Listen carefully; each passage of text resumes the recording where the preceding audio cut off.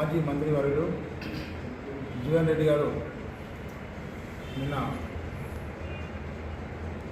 ఒక వివాదాస్పద మాట మాట్లాడడం జరిగింది.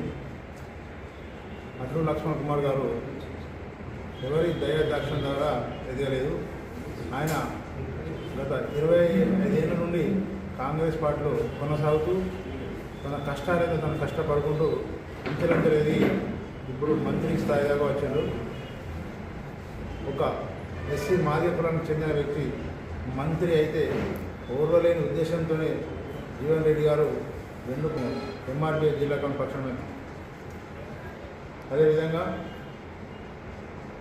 చాలా సందర్భాల్లో మేము ఒక ప్రశ్న అడుగుతున్నాం.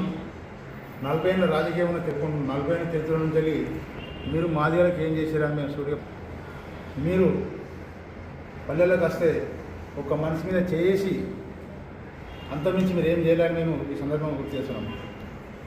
40 సంవత్సరాల్లో మీ రాజకీయ ప్రస్థానంలో మాదిగలకు ఏ ఒక్క మాదిగైనా మీ ద్వారా డెవలప్ అయినట్టు ఆర్థికంగా కానీ రాజకీయంగా కానీ ముందుకు వచ్చినట్టు మాకు నిరూపించాలని మేము సవాల్ విసురుతున్నాం. అదేవిధంగా మంత్రి అట్లూరి లక్ష్మణ్ కుమార్ గారు ఆయన ఏ పార్టీ మారలేదు.